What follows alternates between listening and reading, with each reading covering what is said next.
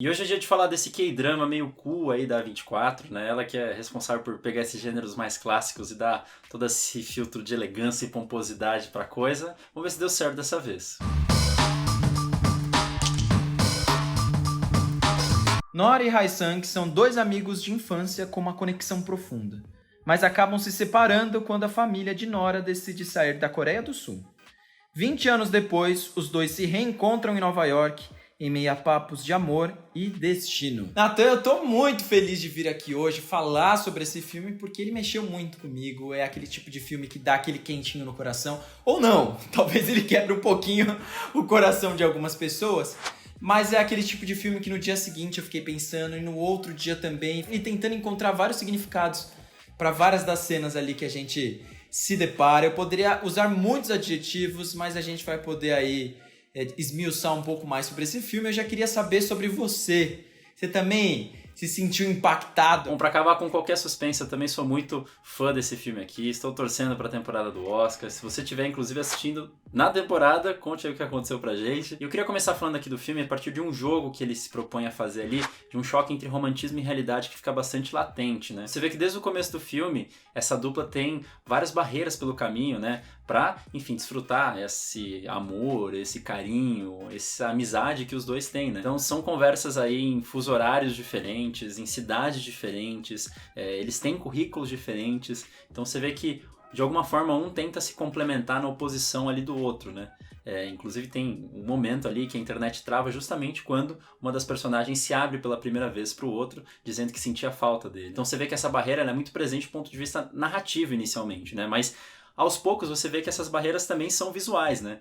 Você vê que quando ela ali dá um ultimato para esse personagem, né? E aí, você vai vir me ver aqui em Nova York ou não vai? Acho que vale de antemão dizer aqui que a gente vai comentar várias viradas que vão acontecendo aqui ao longo do filme que são gostosas de ir desfrutando enquanto você está assistindo. O que acontece é que normalmente quando a gente vê isso em filmes, por exemplo, de comédia romântica, a expectativa que a gente tem é que um dos personagens vai sair correndo atrás do outro, porque, enfim, no final das contas, o amor é mais forte e mais importante do que tudo. Naturalmente, o que a gente vê ali é justamente uma cena em que esse cara vai lá e pega um avião. A gente corta para um outro momento em que ela tá ali num retiro literário e vê um vulto de um homem ali no fundo.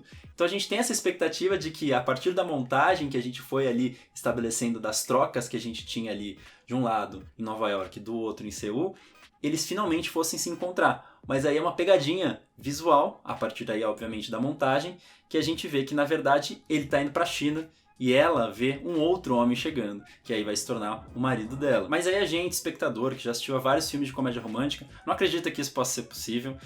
O filme está pregando essa peça com a gente, em algum momento eles vão se encontrar efetivamente. Só que o filme continua brincando com essa nossa expectativa. Então tem, por exemplo, uma outra cena em que a personagem da Nora tá ali parada numa calçada, olhando pro outro lado da rua e de repente ela se espanta. A gente não sabe quem que é essa pessoa que tá aqui. De repente a gente corta pro outro lado e a gente vê que é o marido. Então, mais uma vez, o filme brincando com o nosso romantismo. Você vê que as pegadinhas aparecem no próprio diálogo, né? Quando a gente é apresentado ao conceito de Yin-Yun, né, aquele negócio do amor predestinado, a Nora vai contando ali apaixonadamente o que seria para esse boy americano ali que está à frente dela. Ele vai se encantando por tudo aquilo e em determinado momento ele pergunta, então você seria meu Yin-Yun? E ela diz, não, na verdade isso aqui a gente só usa para flertar. Então você vê que são várias situações que romantismo e realidade vão brigando porque são esses personagens que não querem aceitar que estão apaixonados, que não querem aceitar que talvez vivam nesse K-drama, que vivem nessa comédia romântica, só que o filme o tempo inteiro tenta reforçar essas convenções para levar a gente a crer que o caminho é de fato o romantismo. Então, eu me divertia muito quebrando a cara todas as vezes que o filme fazia isso com a gente, e você vê que são a partir de recursos bem diferentes aqui do filme. Bom, até bem interessante esses pontos que você trouxe, porque eles partem muito de uma percepção que eu também tive, né? Lembrando que eu e o Natan, a gente quase nunca discute antes de falar sobre os filmes, né? A gente deixa pra discutir aqui. Primeiro, que eu gosto da cena de abertura do filme, porque a gente tem um terceiro olhar de uma pessoa que a gente não sabe quem é, tentando descobrir qual é a relação entre aquelas três pessoas. Será que eles são amigos? Será que eles são um trisal? Será que é um casal com um amigo? Então ele já cria essa espécie de tensão e já faz com que a gente já comece a se perguntar como essas três pessoas elas vão se relacionar entre elas ali. O filme, eu acho que ele é uma grande desconstrução de fato dos filmes de comédia romântica. É como se os personagens, eles também, né, eles conhecem esse universo das comédias românticas e eles vão desconstruindo e trazendo isso para a vida real e dizendo, olha, isso daqui não necessariamente é um filme, isso daqui nós estamos vivendo nossa vida e as escolhas da vida real acabam sendo muito diferentes, né, dos filmes, né, desses finais felizes, onde os personagens voltam para se abraçar, para se beijar, para que eles possam fazer juras de amor eterno, né? Então esse filme ele vai totalmente na contramão disso. E é interessante porque o começo ali, né, quando a gente vê eles como criança, né, ali se conhecendo, já tendo aquela conexão muito forte, isso é um recurso muito utilizado em filmes de comédia romântica, né? Onde esse casal já está predisposto, né? Eles já estão destinados a estarem juntos, né? Em algum momento da vida eles vão se reencontrar. E essa história que você utilizou da Nora, né? Quando ela conta isso pro namorado dela, é muito interessante porque, de fato, né?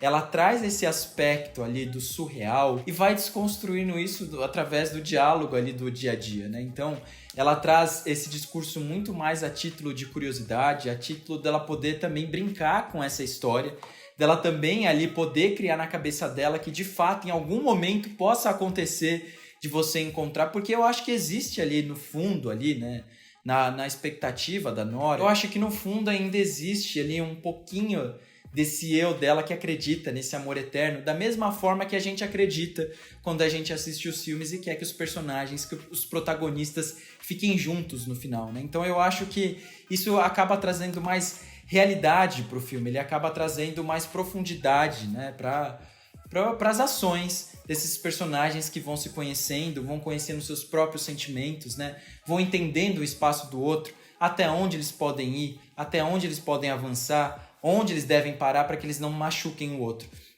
Então eu acho que ele acaba trazendo um filme muito maduro. Ele traz uma intensidade, eu acho que dentro de cenas muito sutis. Eu acho que ele consegue fazer essa dualidade muito bem ali. Não, e só puxando isso que você falou da cena inicial, acho que esse jogo de expectativas que eu tava falando já fica muito claro nessa cena, né? Porque, enfim, a gente aventa várias possibilidades, a gente não sabe em qual delas acreditar, todas elas bem diferentes, e a gente fica torcendo para uma ou outra, dependendo do contexto. Enfim, eu acho que isso que você falou da intensidade sutil, eu acho que, de fato, concordo, acho que é uma das coisas mais legais aqui que a gente tem no filme. Mas, enfim, né, eu tava falando nesse primeiro momento em que a gente não tem um casal junto no mesmo quadro.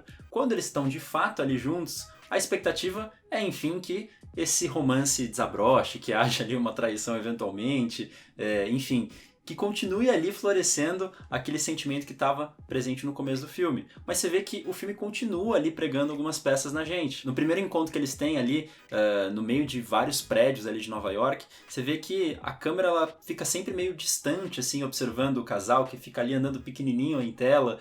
Parece que os prédios escondem eles, né? A Nova York esconde eles. Por vários lugares que eles vão caminhando ali, você vê que sempre tem um casal meio que se amando, se beijando, se abraçando na periferia da imagem ali. Então a sensação que essa cena traz ali, que é justamente o primeiro encontro deles, é que eles são só mais um casal como qualquer outro ali de Nova York, anônimos como quaisquer outros, e pior, porque eles nem casal são, né? E aí eu acho que se a gente carregar essa discussão de expectativas para a trajetória da protagonista, a gente também tem um debate bem interessante, né? Porque você vê que desde o começo do filme ela idealiza, né, o que ela vai encontrar nos Estados Unidos. Ela é então justamente esse estereótipo clássico que a gente tem do imigrante que acredita no sonho americano, que se trabalhar bem o suficiente ela vai ser bem sucedida. Só que o que a gente vê de fato é que ela chega e vive uma vida banal, né? Ela tá ali com um americano médio suburbano que precisa dividir as contas junto. Você vê que eles não passam dificuldades, mas também não tem uma vida de luxos. E aí talvez, ainda que ela não fale isso claramente ali no filme,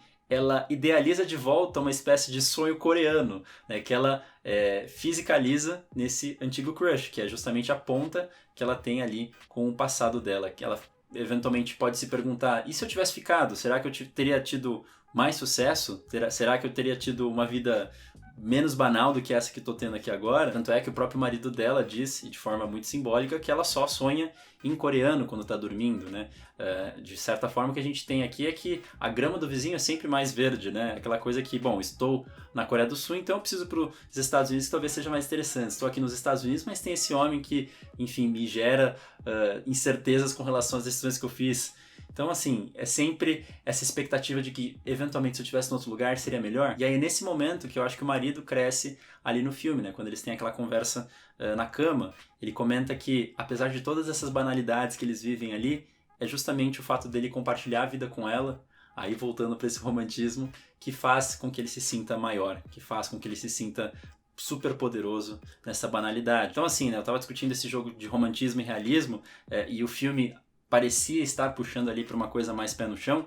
Você vê que com um diálogo como esse, ele mostra que mesmo dentro do realismo a gente pode ter ali um sonho em cima, né? Que era justamente o que o Éder estava dizendo. Talvez no fundo eles ainda acreditem, só que diante da realidade que eles vivem, eles têm que adaptar esse sonho aos limites que eles têm ali à frente. Então acho que é bonito como o filme parece chocar essas duas forças, como se elas fossem opostas, mas ao decorrer do filme a gente vê que existe muitas coisas entrelaçadas entre as duas. Até isso que você acabou de falar dialoga muito com o que eu tava pensando também. Acho que nós estamos muito alinhados nessa crítica, né? Porque tem um momento ali que a Nora tá passeando ali com o Hae-sung pela cidade de Nova York e ela explica, né, que o que levou ela, né, a casar com o marido dela, é óbvio que eles se amavam, né? Foi algo em comum acordo entre os dois, foi algo muito burocrático que era o green card dela. Então perceba que isso é uma situação tão real, por mais que exista, né, essa idealização por esse amor que apareceu do passado na vida dela, ainda assim, né, existe muito essas questões da vida que vão fazendo com que nós tenhamos que tomar certas decisões. E algo que me chama muito, muito a atenção nesse filme, né? E você já citou um pouco sobre isso também, são os diálogos. E são diálogos, assim, muito maduros. E são diálogos que eu acho que eles acabam sendo tão profundos, mas ao mesmo tempo eles não são pedantes. Não são aqueles diálogos que parecem que são construídos para parecerem muito inteligentes, para que eles citem filósofos, né? Porque a gente tem isso, às vezes acaba tendo isso no cinema francês, né? Dos personagens serem muito inteligentes, serem muito, muito espertos, né? Mas eles conseguem criar uma profundidade ali muito grande, né? De afinidade entre os dois. Perceba que a Nora, ela vai contando pro marido dela, né? Tudo que tá acontecendo, o que ela tá sentindo, como ela tá sentindo, né? O que isso tá despertando nela. Ele questiona ela o tempo inteiro sobre essa questão do se ela gosta ou não dele, né? E ele tenta encarar isso da melhor forma possível. E é interessante que parece que o filme ele entende mais ou menos o que o espectador está pensando, porque chega um momento ali, e o Nathan citou essa cena que eles estão deitados na cama, e ele começa a falar que ela, né, sonha em coreano, que ele começa a descrever ele mesmo, né? Putz, será que eu vou ser o vilão dessa história, né? Será que eu vou ser o cara que é o americano sem graça, que é a pedra no sapato desse amor, que está predestinado a estar junto, né? E ela explica, né, que a vida real é diferente, né, e que ela gosta, assim, muito dele e que ela tá muito feliz ao lado dele. Então existe muito esse diálogo constante ali entre esse casal que entende que existe essa pessoa que surgiu, que ela é nova ali, que ela desperta outros sentimentos que talvez não sejam os mesmos que ela sente por esse cara americano, mas ainda assim eles conseguem lidar isso da melhor forma possível, assim, de uma forma muito adulta, de uma forma, assim, muito natural. A gente tá falando de realismo, você falou de natural aqui, que são duas palavras bem avessas ao que a gente tem por ideia de K-drama, né, que eu tava comentando no começo do vídeo. Não é à toa, né, você vê que tem coisas que são muito parecidas com o que a gente vê nesse tipo de produção, né, essa coisa romântica, super exagerada, esses papos meio místicos de destino, enfim, são coisas que eventualmente até aparecem nas comédias românticas de forma geral, que mais uma vez aí reforça esse choque, esse entrelaçamento que a gente estava comentando aqui até então. Mas aí chegando no final do filme aqui, eu queria comentar sobre mais duas armadilhas que o filme continua pregando na gente, que é justamente quando a gente tem talvez a única cena de interação ali do marido e do personagem do Hae-sung sozinhos, né, sem o intermédio ali da Nora. Você vê que eles tentam ali conversar e o Hae-sung justamente vai trazer mais uma vez esse tema do In-yoon, né? Então aí parece que eles vão ter ali uma conversa que vai voltar a sonhos, e aí o marido corta a brisa dele e fala que a Nora já tinha falado sobre isso no passado, e que ao mesmo tempo que não é um corte seco, eu acho que é simbólico de que esses dois lados que talvez representem o que seria o sonho ali dessa nossa protagonista, de sonho talvez não tenham nada, eles são ambos ali bastante pé no chão em como eles chegaram até ali, em como eles estão naquela situação. E por fim, um eco visual, né, que a gente tem no começo do filme ali, quando eles estão pequenos se despedindo, porque a Nora vai para os Estados Unidos, cada um vai para um canto ali do quadro, ele por um caminhozinho para a esquerda, e ela sobe uma escada, né, acho que é um movimento simbólico que a gente teria como se ela estivesse indo para uma vida melhor, e ela descobre ali uma vida suburbana, simples, banal, e agora no final a gente tem um movimento bastante parecido, né, só que em vez de os dois caminharem separados, eles caminham juntos, ali pro sentido que o Hae-sung tinha caminhado quando era pequeno, conversam, tem uma troca super amorosa e carinhosa mais uma vez. Eles possivelmente vão se encontrar muitas outras vezes no futuro, ou quem sabe nenhuma vez mais, mas agora juntos eles vão, juntos eles se despedem e ela volta e sobe mais uma vez outra escada, agora completamente desamparada. Enfim, agora tem um detalhe, né? Ela tá chorando, né? Que lembra justamente quando ela chorava quando era pequena. O que remete ao que o Hae-sung diz a respeito dela muitas vezes, né? Que a protagonista não mudou, apesar das coisas que foram surgindo na vida dela. Enfim, que acho que até tem um pouco dessa dimensão de destino que a gente estava comentando aqui. Talvez ela não esteja nem melhor nem pior do que quando ela deixou a Coreia, que, enfim, não é nem mediocridade, nem sonho. Talvez seja ali só a vida com seus dias melhores e piores, independentemente do contexto. E eu acho que duas cenas aqui pra fechar que me chamam muito a atenção. Primeiramente, aquela que eu citei lá quando eu comecei o vídeo, né? Que a gente vê uma quarta pessoa comentando sobre esses três e a gente ainda não sabe muito bem o que vai acontecer. E, de fato, a gente chega até esse ponto onde essas três pessoas, que até então a gente não conhecia e agora a gente conhece um pouco mais, eles estão ali quase que num ponto alto, ali onde eles precisam, de fato, conversar sobre seus sentimentos, né? De um lado da Nora, a gente tem o marido dela, que tá tentando lidar com toda a situação que tá acontecendo ali, né? Ele tá tentando ser o mais compreensível possível, né? Para respeitar o sentimento ali dela. E do outro lado a gente tem essa outra pessoa que chegou na vida dela, que é o Hae-sung. Essa pessoa que chega ali mexendo com todos os sentimentos dela, né? Colocando em questão aquilo que ela gosta, a própria vida dela, se ela fez a escolha certa. E eles têm ali um grande diálogo ali, bastante intenso, onde eles falam sobre amor, sobre destino, sobre futuro. Pra mim, ali é o ponto mais alto do filme, né? Onde todos eles chegam num grande grau de tensão. E também acho que é uma cena um tanto quanto sexy também. E ela volta chorando aos braços do marido dela, que a recebe, que a consola. E eles voltam ali pro lar onde ele vive, né? Esse homem, né? Que ele mesmo se diz como, né? Que poderia ser uma pedra no sapato dessa grande história de amor, desse grande destino entre essas duas pessoas. Então eu acho, assim, de uma delicadeza, de uma beleza tão grande, assim, que eu vi alguns comentários, né, antes de assistir o filme, de pessoas falando, nossa, esse filme acabou comigo, né?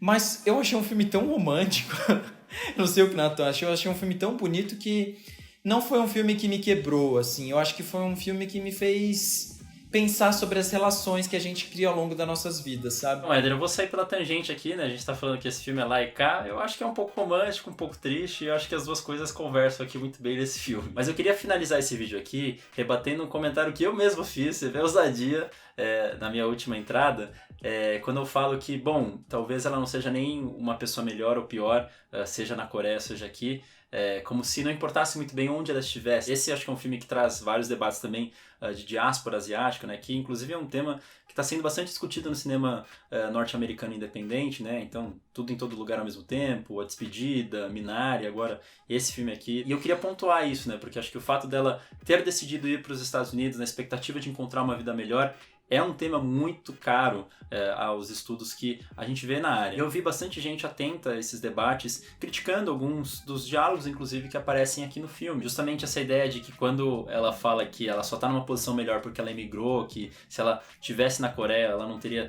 se realizado. O fato também da gente ter todas as pessoas ali ao seu redor, né? Tanto a mãe dela, o crush, o marido, que só dão a bênção para ela, né? Nunca dizem não.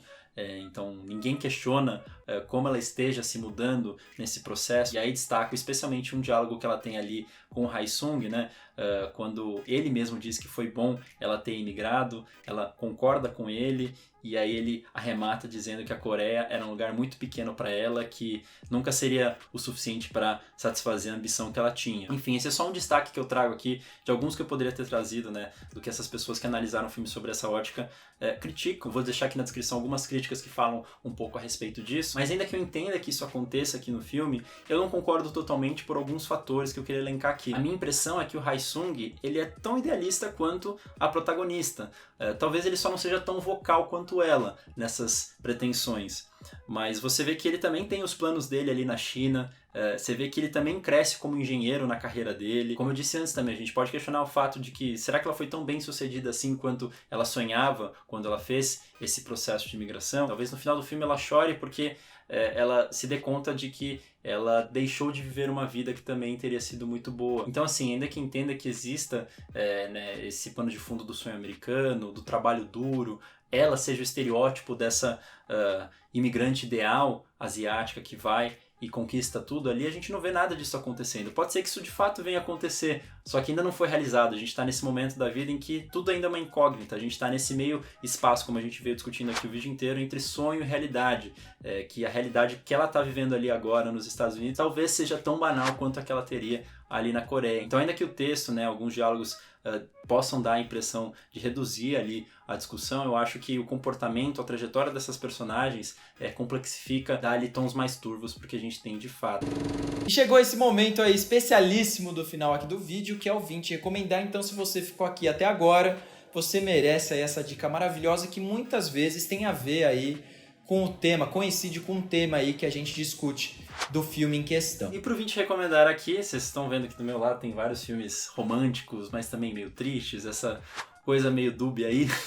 Eu queria recomendar um outro filme que, quando a gente fez ali o vídeo de melhores filmes do ano, a gente tinha prometido que ia fazer vídeo, acho que não vamos mais, mas eu acho que é conveniente porque a gente tem aqui, o Éder criticou os filmes franceses, mas eu queria aqui recomendar um filme francês, Diário de um Romance Passageiro, parte de um relacionamento aí pouco óbvio, mas que tem aí tons bastante irônicos, bastante engraçados, mas também bastante realistas, né? Acho que é um filme também super gostoso de se assistir, que acho que vai causar uma sensação muito parecida, ainda que tenha uma proposta completamente diferente desse filme, né? Então você vai sentir ali uma paixão, mas ao mesmo tempo também talvez ali um pezinho de angústia e sofrimento pelo desenrolar desse casal. É isso, pessoal, espero que vocês tenham gostado desse vídeo. Comentem aí o que vocês acharam, se foi aquele filme que fizeram vocês chorar, se vocês estão de coração partido, ou se vocês estão ainda mais apaixonados e pensando nas relações que vocês tiveram ao longo da vida de vocês. Um grande beijo aí, ó, e até a próxima!